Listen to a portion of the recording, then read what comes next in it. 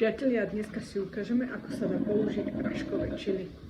Tu sme si nakreali jablčko, ako môžete vidieť. Troška to máme aj so zvukom kavovaru, práve si robím kavu, takže budete vzadu počuť aj kavovar. No a toto práškové čili si momentálne takto posypeme s tým jablčkom. Priatelia, tu v Mexiku toto práškové čili používajú nielen na jablka, ale aj na pomeranče, na mango, na ananás, na mrkvu, na uharku, na chikamu, skrátka na veľmi veľa spôsobov, na čipsy dokonca. Takže toto je využitie v Mexiku veľmi dobre. Ak kto máte rád kombináciu sladké čili slané, tak môžem toto vrelo odporúčať. Ešte keď je nejaká zelenina ako mrkva, uharky alebo chikama alebo niečo podobné, tak si to ľubia ešte pokvapkať limetkou.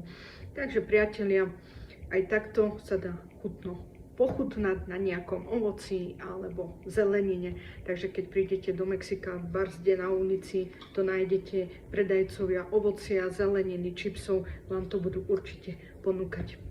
Takže priatelia, vidíme sa na budúce pri nejakom ďalšom peknom videu z Mexika. Ahojte a pozdravujem vás.